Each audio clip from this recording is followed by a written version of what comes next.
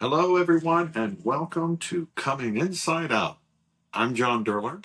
I'm Brian James. And we want to welcome you guys to our podcast. This is exciting. This is our what? What number is this?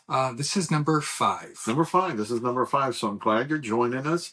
And just to let you guys know, we are men that were married to women, and we came out. We have children, and we are sharing our story with you of how we are navigating this every day, of coming out, being out. But also just, regular stuff, dealing with children and raising great young kids. And so there's less assholes in the world, right? That's yes. Being more well-rounded, more accepting. So, Brian, welcome. Thank you. How are you today? I'm good, thank you. Just for our listeners who haven't tuned in to our previous podcast, I was married with my wife for 30 years. We started dating when we were 20 years old. We separated when we were, I was almost 50 years old. So just around 50 years old. I have 2 teenagers. I have an 18-year-old and a 20-year-old. So, and I came out as gay after my divorce in July of 2020 during the pandemic. Wow. Pandemic did a lot of stuff. Yes, it did. I think that's what it is. I'm not gay. It was the pandemic. It was a disease. And that made me gay. That's what it COVID is. Made you gay. COVID, the Chinese. Oh, there you go. Yes. All right. That's COVID. And for our listeners, tell us a little bit about my story. Okay, so my story is, yes, I was, raised in Texas, and, I questioned it much, but I had a bunch of girlfriends. Girlfriends loved women, married. And then there was a part of me that just started bubbling up. And I am not proud of this, but I did cheat on my wife with men.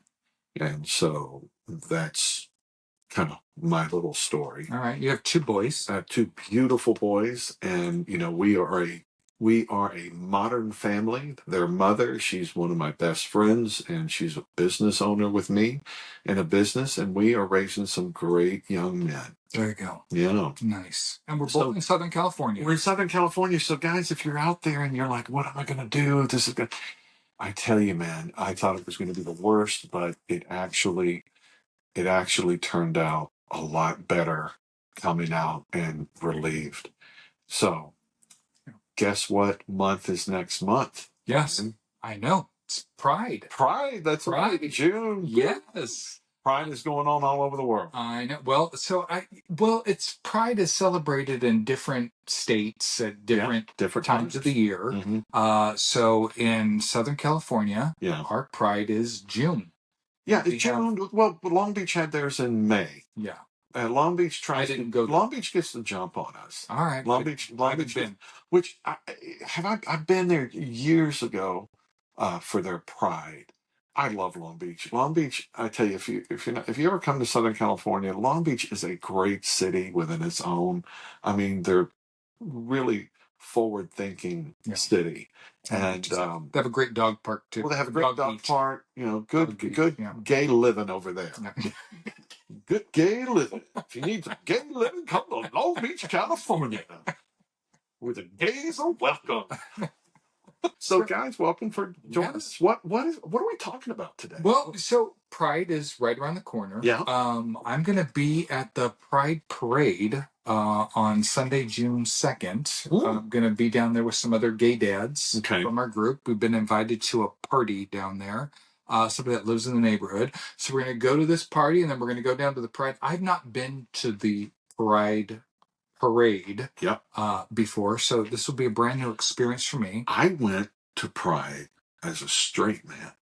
Oh, there you go. All right. Years ago. I mean, I want to say you did all this gay stuff. You did circle jerks in high school. You weren't gay. Yeah. You went to Puerto Vallarta when you weren't gay. You went to Pride when you weren't gay. It's true. It's true. I was an apartment manager in Hollywood, and we had some great tenants in there.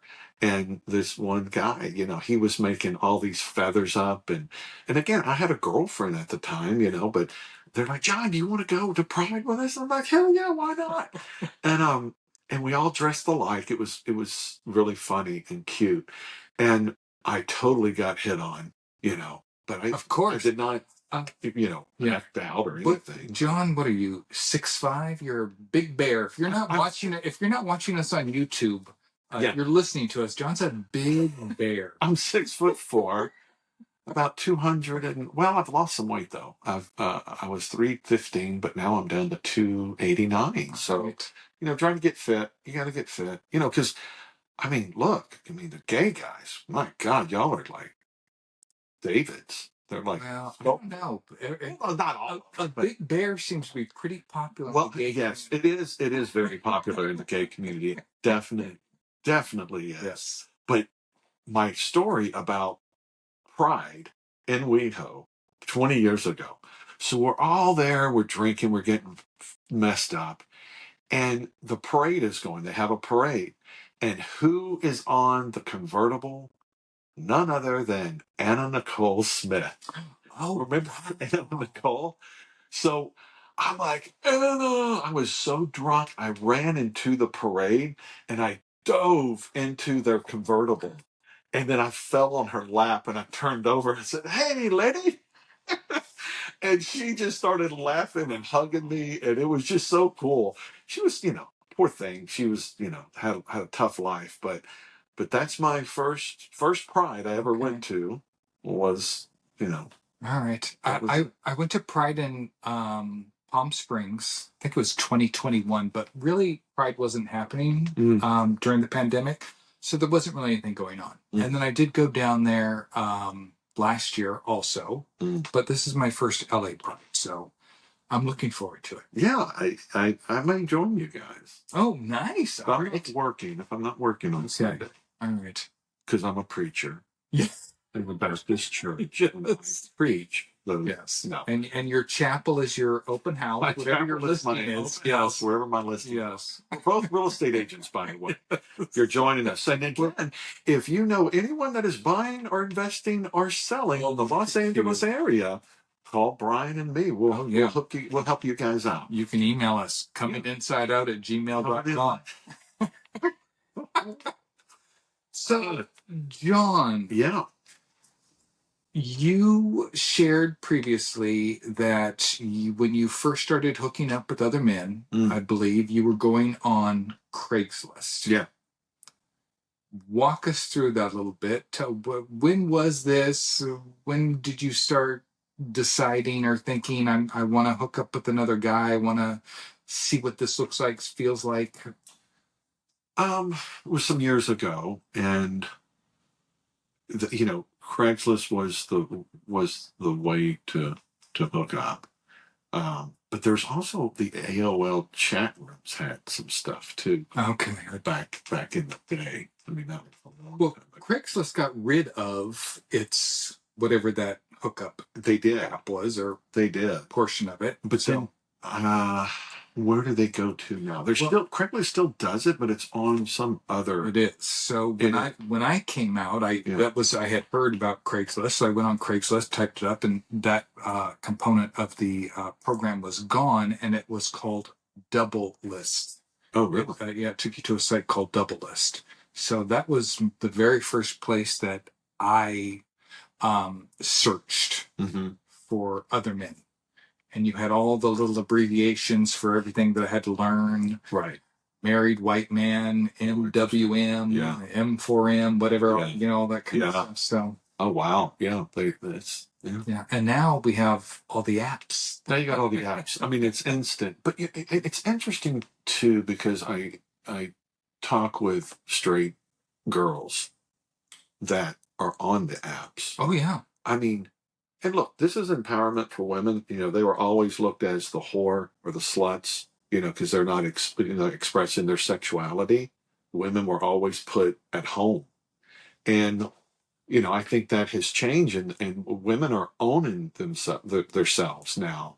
And, they're hooking up too. Absolutely. I mean, they're hooking up too. So, yeah, more power to them. The younger generation, it's and I love that, because this is all about coming out and being who you are and being fluid. The younger generation, they're so fluid. It doesn't matter if you're gay, straight, bi, whatever. It's whatever they feel at the time, and so I think that's refreshing. especially because, being a gay man older, it's just nice to see that the other generations coming up are having it easier and easier. Yes. That it's not just the gay population that's trying to hook up. Yeah. And speaking of gay and Pride Month, there's also another thing that's happening right now. Oh, what is it? LA Fleet Week.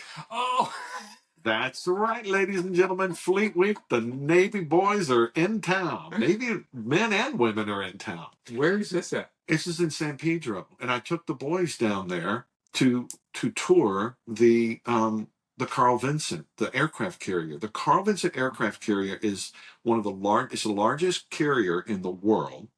It has 4 acres of deck. Oh, wow. It's 4 acres. And so it's, it's interesting. It was so great because I wanted them to see this ship. It's amazing. One of my best friends, he served on that back in 86 to 89. And it's just incredible. It has the flight deck, but underneath the flight deck, it has these huge open bays where they keep all of the jets. They can hold 60 jets and then a bunch of helicopters, and it's just incredible. And they have these huge elevators on the outside of the ships that you can probably put 2 or 3 jets on it, and then it brings it to the top. But what was fascinating to see, besides all the sailors, well, there's a lot of female sailors, and we saw the new F-35. It's the jet, that took the place of the F-18. F-16 is what Top Gun used, F-16 or F-18.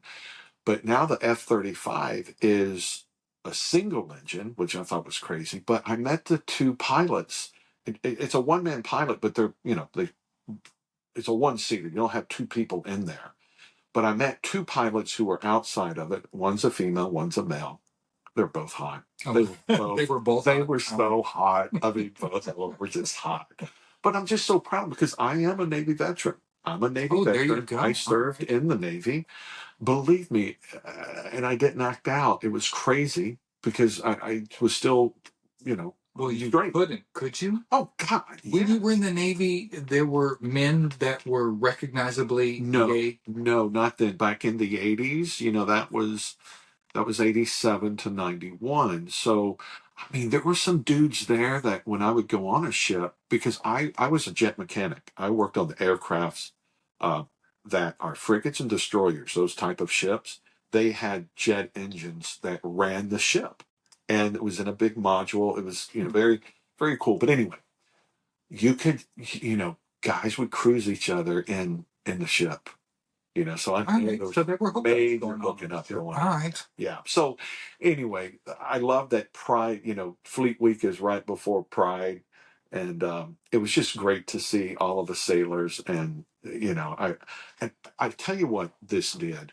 Going to that ship, talking to those sailors, talking to everyone there, it really, I'm so proud to live in this country. I am proud that we have a military to protect us. I mean, we're badass. We're badass. So I know that, Clinton, don't ask, don't tell. That was in the 90s. But I know there's a lot of them that are out now and they can freely serve and not be scared. Yes. Or kicked out. So it's cool. Times have changed. Definitely. So, yeah. All right. Well, I'll be down there for Pride. They have a bunch of events going on. So what kind of events are going on at Pride? This is WeHo. Right? Yes. This is WeHo Pride. I'll be able to tell you next week more about it, only because I've never been. I know we're going to go down there. We're going to watch the parade. We're going to walk around. There's going to be a bunch of vendors down there. Yeah. Are they having the concerts down there too? The music? They are. Dodgers game. Dodgers are going to have Pride Night coming up. Yeah. I think end of June. Are they going to be passing out the bats that night? No, you get a jersey. What? Yeah. Oh, I have a jersey from last year. Wait, is it like the flag jersey? Is it? It has I forget what the number was. Oh, maybe the number is 69. I don't know. My jersey, it's a white Dodger jersey. The numbers on the back, and then the numbers are in rainbow. So they do that every year. I think last year was white. This year the t-shirt's gonna be black. Black? Yeah, I think so. Oh, interesting. It's not gonna be navy or blue. Dodger blue. Dodger blue. No. So are you gonna go to the game? Are you gonna go? I want to go. I haven't bought my ticket yet. When is it again? I think it's June 28th. I'll have to look that up, but I don't know. I'm going to Texas. I'll be for sure. Texas. I'm trying to do more gay things. Remember we had talked in a prior episode what are gay things? Yeah. Because I didn't do gay shit when I was... Well, you know what? I mean, it's true. Gay stuff, but what is gay shit now? I think everything is...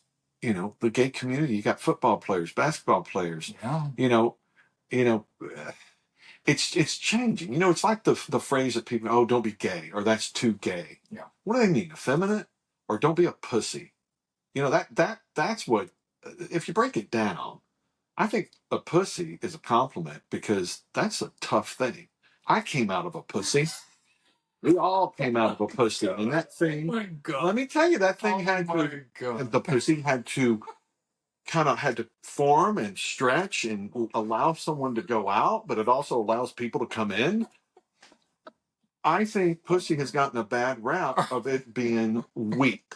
Because maybe in the gay community it has. Well, I don't know. No, I mean, I think in the straight community too, because look, I mean, that was the other thing. Talk to that woman pilot. You're going to call her a pussy when she's like flying an F-35?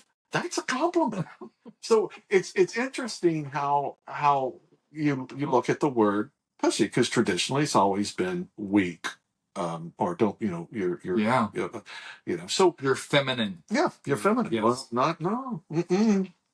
Yeah. Well, for me, femininity. When I was married, I always envisioned a gay man being a feminine man. Of course, yeah. Yeah. And not until after I came out as gay and I started going to some of these gay bars and I walk in, I'm like, wait a second, this guy's gay? In my mind, if I saw him on the street, I would not have associated him being gay. I get that a lot. Well, I get that a lot. People think you're gay? Yeah. Because I drive a truck. Yeah. With shit kickers. And I have boots. But listen, I mean, it's interesting because I hope people across America are listening to this, because, when I'm on Grindr, if I'm looking and if I'm in Texas, I see these cowboys. These cowboys are on Grindr. They're gay and they're proud of themselves. They're not hiding. And that's the thing. You have gay people in every type of walks of life. Yes. In our mind, there's such a stereotype of what this person looks like and acts like. Well, like drag queens and stuff. And let me tell you, drag queens are tough walking in those heels. Yeah, and I don't even know that all drag queens are gay. I think some of them are just performers. They're just performers. We should get a couple drag queens on the podcast. Sure, yeah. Because think about coming out as gay, but you love to be a drag queen. All right. Well, how tough is that? I know this reminds me of a story that you told me one time. What? I'm not sure what story I told you. The key word is story. Has it been a lie? I think it's true. Lie, because if you say, you have to remember all your lies. So I'm trying not to lie. John's in high school. He's a star football player. Yeah. And what does he see on the sidelines? And what would he rather be doing than tackling and passing the ball? I'm telling you, when I was a mean motherfucker on the field. I loved to hit, and I was good at it. But the band, and we had what's called the stars. They would just dance. There's like 60 dance girls that would come out and dance during halftime. And I thought, man, I'd like to wear those boots and take off this uniform and put on their hat and that stuff and go out there and dance to the music. I totally wanted to do that. I totally, I thought that would be fun. But I never shared that with anyone until so John has done stand-up comedy. I have done stand-up. And you told a hilarious story about this in one of your stand-up comedy routines that I went to. Yeah, that was... Yeah. That's right, because I wanted to go out, and I was Well, I won't do the bit because it's been so long since I've done it, and I'll just screw it up. And people are like, "Oh God, you're a comedian? Or you do stand up? You better change to something else." But yeah, it was fun. It was fun. I'm not doing stand up as much, but I am writing my one man show. Oh, there you go. I am writing a one man show, and it's part of my whole life. My whole life, where I came from, what I've done, and it's right now the working title is called um, Redneck to Rainbows. Oh, there you go. Huh? Yeah. Wow. Redneck to Rainbows, and it's the story of me, but there's a lot of characters, my family, a bunch of characters there. And then, my stepdad, his name was Huey Long. And Huey Long was the old governor of Louisiana, and his parents named him Huey Long. And Big Huey, we called him Big Huey. He was my stepdad, and he loved my mother. He loved my mother. Love is love. And this man really loved, and he was just so beautiful to her. And he would talk, John boy, you know what? Me and your mom still holds hands. We hold hands. And he makes her coffee. He made her coffee every morning, and he would sit there and wait till she got up to have his first cup of coffee.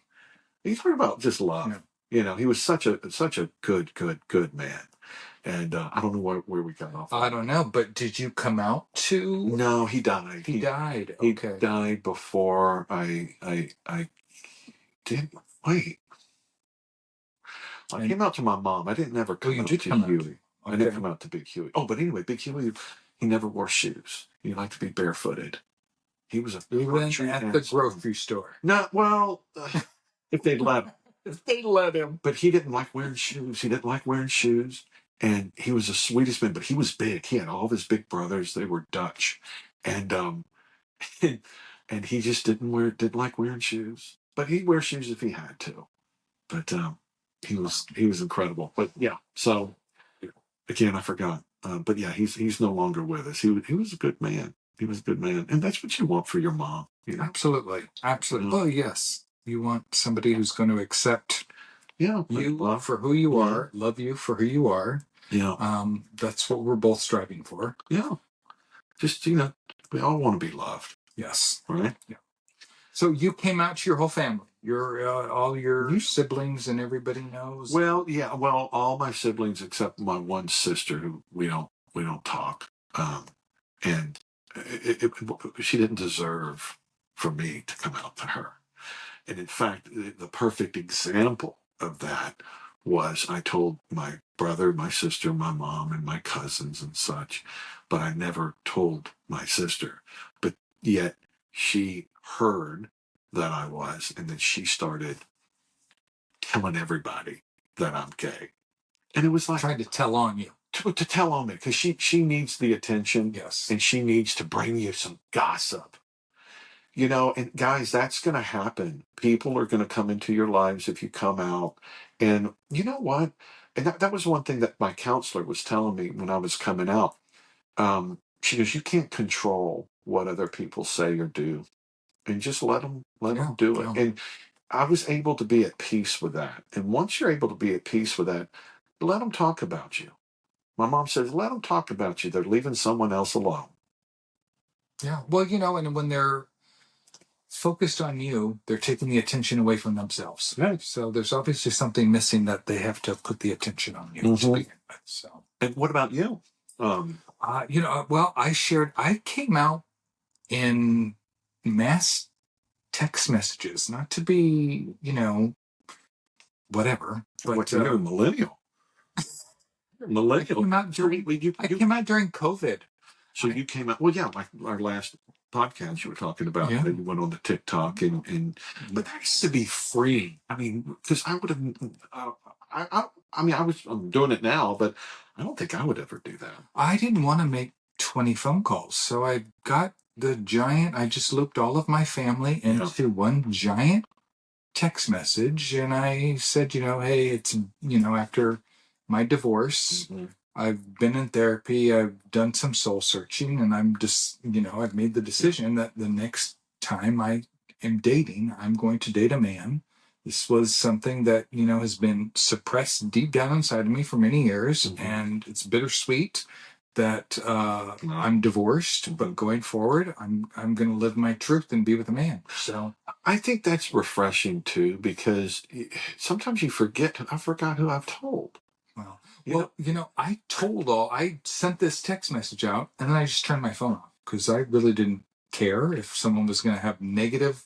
I didn't know what to expect. Mm-hmm. So I did 2 text messages on Monday, 2 text messages the next day, and I came out over a 3-day period.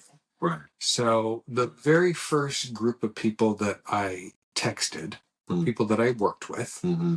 And I sent the message out. I turned off my phone, and because I didn't want if anybody was going to be negative, and turned my phone on, when I was ready to. Right. And it was just so much love. It was so much that I wasn't expecting. Yeah. I was expecting something other than what I got, which was a pleasant surprise. So, did you have anyone give you negative feedback? I had somebody try to use me coming out against me. I had another real estate agent when I came out, because I came out to the people that I worked with, and I had a client that was a retired cop. Okay. And this other agent reached out to my client and said, "Hey, listen, you don't want to work with Brian. I don't know if you know this or not, but he's gay."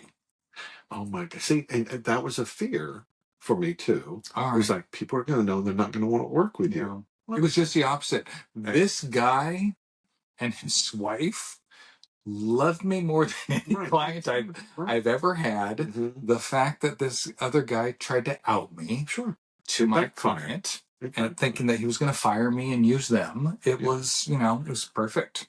Well, that's total insecurity on that other agent's part. And we get that. I mean, look, there's always there's this crazy thing about being a real estate agent. And this is one woman in the community who I was door knocking her when I first started.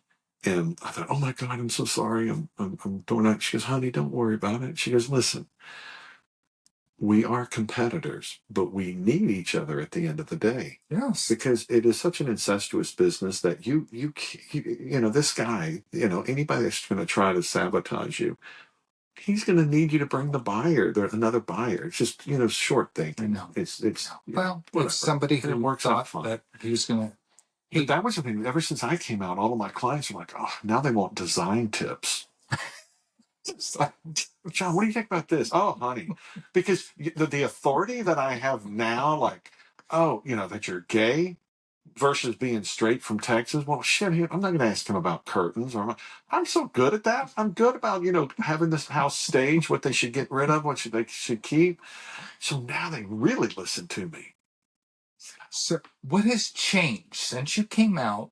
What about you has changed? Anything? Well, yeah. I mean, the burden of just being free at last. I mean, seriously, I'm not apologetic about it. I am who I am, and I feel so much better, and I feel relieved and I think over half of the people, they don't give a shit that you're gay or straight. But it's a part of us and a journey that we have to go on to understand who we are.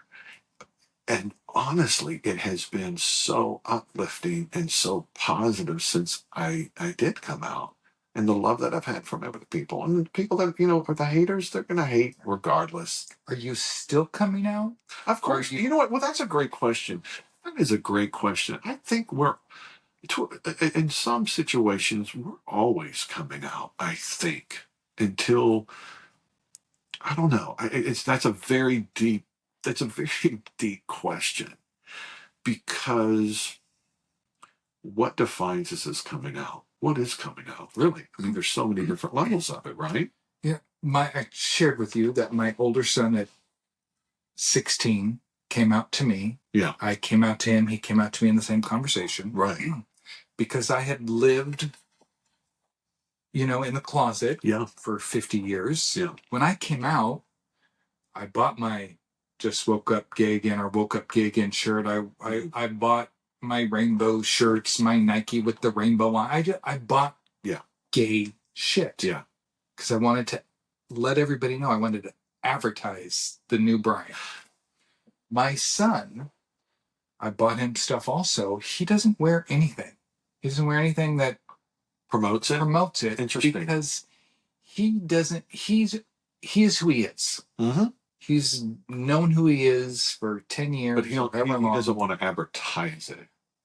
He's not that he doesn't want it. He is who he is. Right. He doesn't need to put a label on it. Whereas for a period of time, I think that's good. I put a label on it. Right. You know, I have a little pride flag on my bag and just whatever. You know, it's interesting. No, I think it's for me, it's a spigot. Sometimes I'll open the spigot up a little, then I'll bring it back.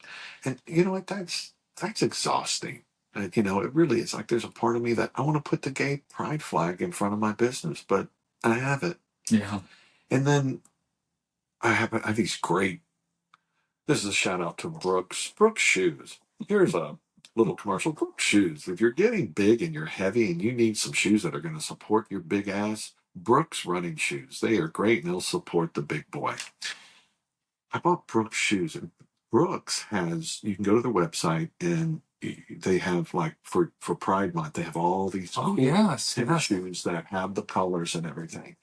And honestly, I love Brooks shoes because I was shooting a commercial and I wore my Brooks shoes to the wardrobe, because you have to go, if you're doing a commercial and you go to wardrobe. Usually all the people working in wardrobe, they're fashion and they know stuff. And this one girl goes, "Ooh, you got Brooks shoes on." I said, "Yeah, I do." She goes, "That is coming back, and those are it's the quiet elegance, the quiet hip of Brooks, because they really have changed their stuff." And so I bought the Pride anniversary Pride shoe, and I wear it about 90% of the time. Okay. I do wear it, but there's times that I'm like, no, because I'm not looking at it as a pair of shoes. I'm looking at it as a statement. Yes. And, but that's, it's so refreshing when you're going down the street and you see a pride flag and you're like, oh, okay, there's some acceptance here. Or I'm showing a house, or I'm having an open house and I'm wearing my Gay Brooks shoes. Yeah. My Gay Brooks. And people come in and they kind of look you up and down. I'm like, oh, because the bottom is the colors of the flag. Yes. It's really a cool shoe. And so for me, it's a spigot. It's kind of, there's a regulator on it still. Yeah, I agree. You assess the situation that you're going into every time, which is unfortunate, because when you're a heterosexual man, you're not assessing every situation you're going into as you go into it. As a gay man, you're kind of looking at, where am I going? Who's my audience? Yeah, who's my protector and who's going to hurt me? Yeah. And that's what's so sad. I mean, look at all I feel bad. I don't know the young kid's name those dudes took him to the fence and beat him and killed him. And he was just being himself. And that's what's so scary too, because we live in LA. LA, it's pretty acceptable. Yes. But some of our listeners here are not in a place where they allow it, or not allow it, but at least where they can feel it's unacceptable. It's unacceptable. There's so many places. There's so many countries too, not just the United States. There's other countries that you will be killed. Yeah. So it's it's ongoing. Well, yes. So just a shout out. Welcome to Pride Month. Yes, welcome, guys. And I think we're at about 30 minutes now. So I think guys, if you have any questions for us, please email us at what's our Coming Inside Out. Coming Inside Out at gmail.com. And look, if you're any haters out there that want to send the email, if it makes you feel better, go ahead and send it. Go ahead and send it. But you're listening to us. We're two gay men talking about coming out. And if it's something that seriously that you want to put a front on in order to make you feel tough, or make you feel that you're not gay and you're being a hater and it helps you, go ahead and write that hate email. Well, but at the same time that we're welcoming, I don't know that we want to welcome haters, but at the same time, if you have questions, if you want to be on the show, there's a topic you'd like to tell a story. Tell us. You want to tell us a story. We totally want to hear. Absolutely. Yeah, because we can, Brian is running point on this podcast, and he's learning so much. He's been doing. I just want to thank you. I'm trying. I appreciate what you're doing. Thank you. They're still rather raw, but we're getting there. Right. All right, ladies, gentlemen. Thank you. Thank you, Brian. All right. Oh, wow.